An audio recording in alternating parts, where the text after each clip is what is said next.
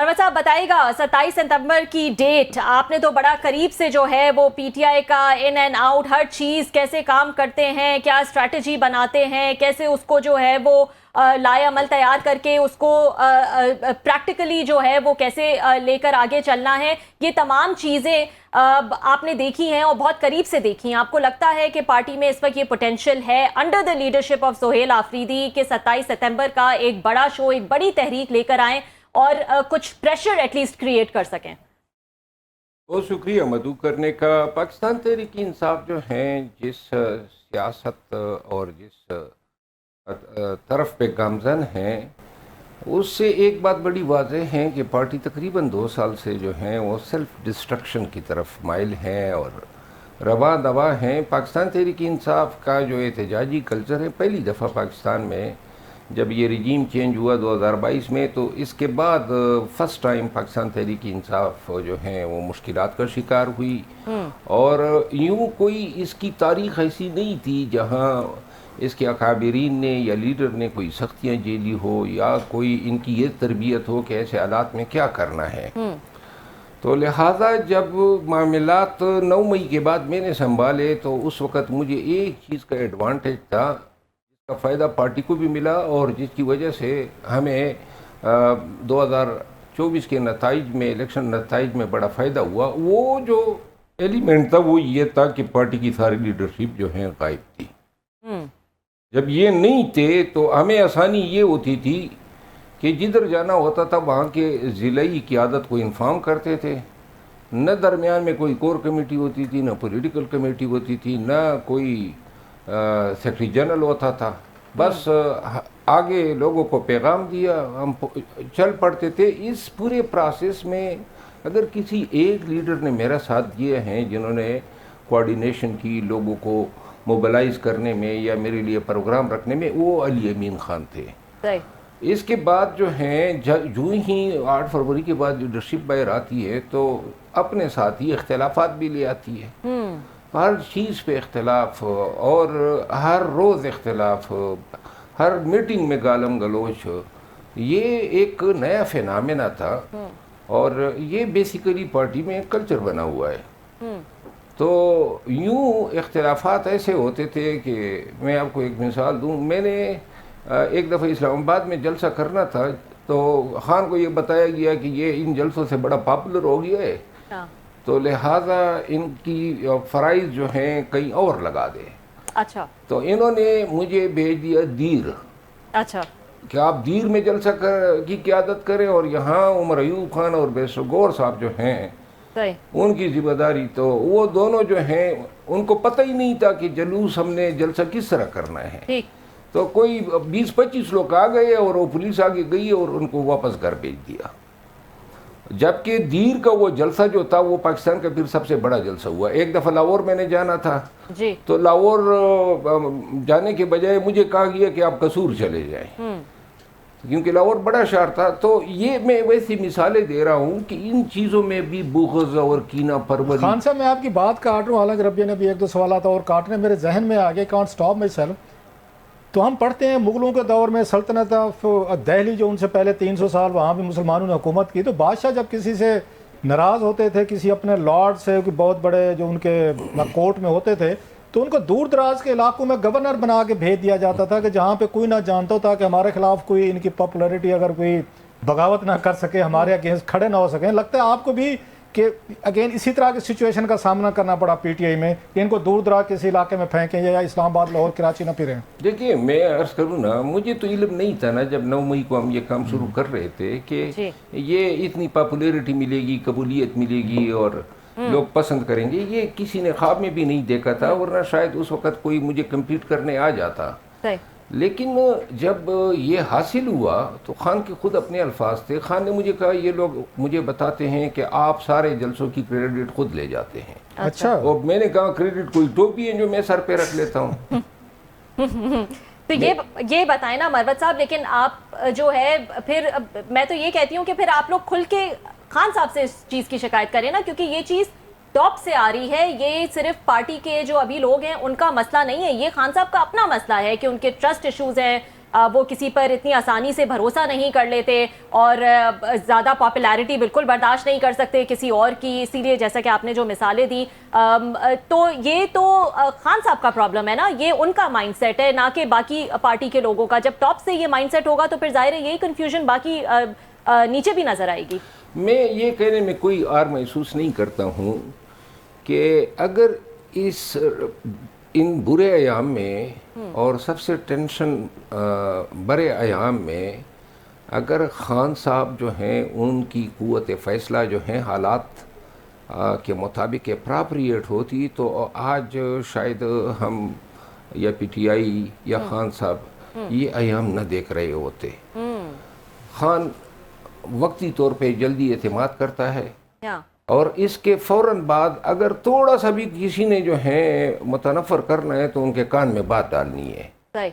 اور یہاں مطلب 90% جھوٹ بولا جاتا ہے, خبریں کنکاکٹ کی جاتی ہے اور یوں جو ہیں ہر ایک کا اپنا مقصد پورا کرنے کے لیے خان کے کانوں تک وہی بات پہنچاتا ہے. ورنہ میں آپ کو بتا دوں ایک دن خان کے ساتھ جیل میں بات ہوئی تو یہ پنجاب اور کے پی میں جو گزشتہ وزرائے اعلیٰ تھے ان کے دور میں کرپشن پہ بات ہو رہی تھی تو میں نے کھل کے باتیں کی تو خان جو ہیں وہ بڑی حیرت سے مجھے دیکھنے لگا.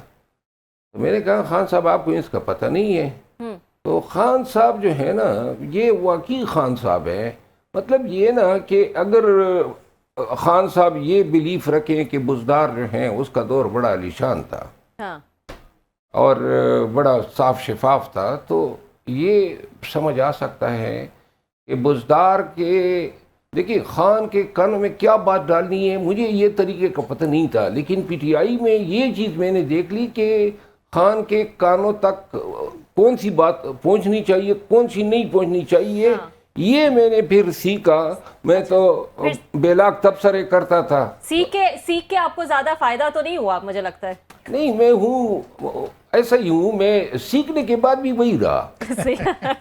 اچھا یہ بتائیں کہ ابھی کچھ ایسی خبریں آ رہی ہیں کہ شاید خان صاحب نے کوئی میسیجنگ باہر پہنچائی ہے کہ ان کے جو پرانے ساتھی ہیں ان کو جمع کیا جائے اور ان سے جو ہے وہ بات چیت کی جائے, تو ایسی خبر آپ کو بھی کوئی ملی ہے, کسی نے آپ کو بھی اپروچ کیا ہے؟ دیکھیے مجھے تو آج سے کوئی 5-6 ماہ قبل اپروچ کیا گیا تھا کہ آپ خان صاحب جو ہیں وہ آپ کو بلا رہے ہیں. اچھا. تو میں نے اس وقت کہا تھا کہ خان صاحب یا پی ٹی آئی جو ہیں آفیشیلی اس کو اناؤنس کر دیں, کہیں ایسا نہ ہو میں پھر چلا جاؤں اور پھر جو ہیں رسوائی کا سبب بنے کہ خان نہیں مل رہا ہے. تو دوسرا جو ہے تو میں نے پھر اس پہ بزد رہا اور جس وجہ سے میں نے پھر کہا میں 4تھی دفعہ نکالنے کے لیے نہیں جاؤں گا, تو لہٰذا میں تبھی جاؤں گا جب مجھے کہا جائے گا اور آفیشیلی اس کی اناؤنسمنٹ ہوگی. باقی جو ہیں خان صاحب اگر پرانے ساتھیوں کو بلا رہے ہیں دیکھیں یہ فواد چودھری صاحب, گورنر اسماعیل صاحب, محمود مولوی صاحب اور عامر کیانی صاحب انہوں نے پٹیشن کی ہے اور ملنے کی, اور میرا خیال یہ ہے کہ ان کا پیغام خان صاحب کو بھی شاید پہنچ چکا ہے اور یہ جب ہائی کورٹ میں آئے ہیں تو انہوں نے وہ طریقہ بھی وہی اپنایا جس سے زیادہ بوجھ جو ہیں اسٹیبلشمنٹ پہ نہیں پڑے گا ان کی ملاقات اگر کرا دی جاتی ہے. اچھا خان صاحب آپ نے بڑی یہ ماضی کی بڑی اچھی آپ نے تھوڑا سا بیک گراؤنڈ دیا. ابھی ریسنٹ پہ آتے ہیں سر, ابھی آپ کو کیا لگتا ہے کہ 27 سپتمبر کی جو ڈیٹ دی ہے, جو کام ماضی میں ہم نے دیکھا لیا امین گنڈا پور صاحب, بشرا صاحبہ, اتنی ساری پوری سپورٹ پیسہ سب کچھ وہ کر کے نہیں کر سکے, اپنا گول نہیں اچیو کر سکے, خان صاحب کو رہا نہیں کروا سکے, تو اب کی دفعہ سہیل افریدی صاحب کرا لیں گے؟ دیکھیے یہ جتنی بھی قیادت ہیں پی ٹی آئی کی موجودہ, آپ دیکھیں ایک تحریک کو کامیاب کرنے کے لیے کیا چیزیں درکار ہوتی ہے. پہلی بات کہ ایسے لوگ جن کا ماضی میں کوئی تجربہ ہو, جنہوں نے کوئی کمپین لیڈ کی ہو, جو لوگوں کو نکالنے کا ہنر جانتے ہو, جو کراؤڈ پلر ہو سکتے ہیں, جو ایک بیانیہ بنا سکتے ہیں اور اس کو پھیلا سکتے ہیں اور پاکستانی جو ہیں وہ اٹریکٹ ہو سکتے ہیں. ساتھ میں ایسے تحریکوں کو کامیاب جو جس تحریک جس لیول پہ یہ بات چل رہی ہے اس کے لیے ضروری ہے کہ آپ پاکستان میں اپنے پیغام کی پرچار جو ہیں وہ جاری رکھے، تسلسل سے رکھے، اپنے بیانیوں کے ساتھ چمٹے رہے۔ 2 سال انہوں نے گزار دیے، نہ کوئی بیانیہ ہے، نہ کوئی پرچار ہے، نہ کوئی لوگوں کو جو ہیں کوئی تبلیغ ہے کہ کیوں پاکستانی نکلے۔ ایک ہی بات کرتے ہیں، اور اب تو پہلے انہوں نے کہا تھا سہیل افریدی صاحب نے کہ خان کی رہائی، اب تو شاید انہوں نے یہ کہہ دیا کہ خان تک رسائی۔ تو ویسے آپ کو کیا لگتا ہے اس دفعہ خیبر پختونخوا سے کتنے لوگ لا سکیں گے؟ ماضی میں تو 8-10 ہزار کی ہمیں آتی رہی ہے اتنی، اس کے بعد اور بڑی مطلب انتہائی وہ چارج قسم کی اس وقت آپ کو یا سلوگن تھے کہ انہوں نے کہا تھا گنڈا پور صاحب نے کہ جی ہم نے وصیتیں کر دی، ہمارے جنازے پڑھ لینا، کفن پہن کے جا رہے ہیں۔ بشرا صاحبہ نے کہا کہ جناب ہم لڑیں گے مریں گے، بغیر خان کو لیے نہیں جائیں گے۔ بہت بڑا چارج ایک انوائرمنٹ تھا۔ تو اب کی دفعہ آپ کو لگتا ہے کہ کوئی زیادہ لوگ آئیں گے وہاں سے خیبر پختونخوا سے؟ آپ خود وہیں سے ہیں، پال سمجھتے ہیں، یا پہلے کی نسبت کم ہوں گے؟ دیکھیں 24-26 نومبر کے واقعات میں ایک بہت بڑا نقصان یہ ہوا ہے کہ جو لوگوں کا احتجاج کا حق تھا وہ بڑا ڈیمیج ہوا ہے۔ اب احتجاج کے لیے کوئی بھی نکلے گا تو پبلک ٹرانسپورٹ اس کو نہیں ملے گی، کیونکہ انہوں نے 24-26 نومبر میں جتنی بھی پبلک ٹرانسپورٹ آئی تھی سب توڑ ڈالی یا پھر وہ غائب ہو گئی ہے۔ دوسری بات یہ ہے پشاور ہائی کورٹ نے وہ فیصلہ بھی دے دیا کہ جی کوئی سرکاری وسائل کا استعمال بھی نہیں ہوگا۔ پہلے تو ٹیئر گیس بھی ساتھ میں ہوتے تھے، ماسک بھی ہوتے تھے، اور یہ پولیس بھی ساتھ میں گارڈز ہوتی تھی۔ اس کے علاوہ یہ میونسپل کمیٹی کی گاڑیاں اور پانی کی گاڑیاں، یہ سارے سرکاری وسائل ہوتے تھے۔ اس میں مطلب ہے خود اپنی آنکھوں سے دیکھے ہیں۔ اب جو مارچ ہوگا، میں اس حوالے سے بڑا کلیئر ہوں کہ 27 ستمبر کو کوئی مارچ ہونا ہی نہیں ہے۔ اچھا، کیونکہ مارچ جو ہے یہ ریٹوریکلی انہوں نے کہہ دیا کہ جناب انہوں نے 2 شرائط رکھ دی، اگر آپ نے وہ تقریر سنی ہو، کہ جی ایک تو خان تک رسائی دیں اور دوسرے ان کے کیسز انصاف کے مطابق ہو۔ تو خان کو رسائی مل جائے گی ان کو، تو لہٰذا کہہ دیں گے کہ جی وہ مطالبے ہمارے پورے ہو گئے ہیں۔ اچھا، اس کی ایک اور وجہ بھی تھی کہ ہمارے ساتھ پرسوں رات جنید اکبر خان صاحب تھے ہمارے ساتھ، ہم نے سوال ان سے بھی کیا کہ علیمہ خان صاحبہ کہہ رہی تھیں کہ انہوں نے دیکھیں جی 27 کی ڈیٹ دے دی، 1.5-2 مہینے بعد کی ڈیٹ دی، وہ خوش نہیں تھیں۔ تو انہوں نے کہا جناب کہ ہم کیا کریں، ہمارے پاس تو پیسے نہیں ہیں۔ انہوں نے بلکہ علی امین گنڈا پور صاحب کا کہا کہ جناب کہ گنڈا پور صاحب جو ہیں وہ پہلے جیب سے پیسے لگاتے تھے، وہ خرچ کرتے تھے اور فنڈز آتے تھے، تو کہتے ہیں اب تو پیسے نہیں تھے، ہم نے اکٹھے کرنے ہیں صاحب، ذرا اتنا بڑا کراؤڈ لے کے آنا ہے، ان کا آپ نے چائے پانی ناشتہ کھانا پینا چائے سگریٹ سب کچھ چلتا ہے سارا۔ تو وہ تو کہتے ہیں کہ پیسے نہیں ہیں ہمارے پاس پارٹی کے پاس، تو سب سمجھتے ہیں بغیر پیسے کے وہ نہیں ہو سکتا۔ اور یہ ہو گئے کہ گنڈا پور صاحب کو ڈونیشن نہیں دیں گے سر کہ یہ لیں اور جائیں خان صاحب کی رہائی کے لیے یا ان رسائی کے لیے جلوس لے کر جائیں؟ دیکھیں یہ پارٹی میں جو ہیں وسائل یہ ہمیشہ ہمیں کبھی نظر نہیں آئے۔ اچھا، 70 سے زیادہ جلسے 9 مئی اور 8 فروری کے بیچ میں نے کیے، 1 روپے حرام ہو کہ پارٹی سے کوئی مدد آئی ہو، اور اپنے خرچے پہ نہ، یا ورکر خود کرتے تھے، بینر بناتے تھے، گاڑیاں، پیٹرول، سب کچھ۔ یہ اس میں کسی سے 1 روپے جو ہیں پارٹی کی طرف سے، بلکہ ایک دفعہ مجھے یاد ہے ہم پنجاب میں ایک ایونٹ کر رہے تھے تو ہمارا ارادہ تھا کہ پہلی دفعہ جا رہے تھے تو 2,500-3 ہزار ہم نوجوانوں کو کے پی سے لے جائیں۔ شاید حافظ آباد میں ہمارا پروگرام تھا، تو مینا خان افریدی اس وقت یوتھ کے صدر تھے، میں نے ان سے بات کی کہ یوتھ مجھے ارینج کر کے دیں، تو پھر وہ بات انہوں نے کہا کہ وہ تو ہو جائے گا، لیکن یہ یوتھ جو ہیں یہ تو بالکل غریب لوگ ہیں، تو لہذا ان کے کھانے پینے کا بندوبست کرنا ہے۔ میں نے کہا میں خان سے بات کرتا ہوں۔ خان سے میں نے بات کی، شاید اس دن عمر ایوب خان بھی تھے جو سیکرٹری جنرل تھے۔ جی جی، تو میں نے خان کو کہا کہ یہ، تو اس نے کہا کتنے پیسے آئیں گے، تو اس وقت ہمارا اسٹیمیٹ تھا 30-35 لاکھ آئیں گے۔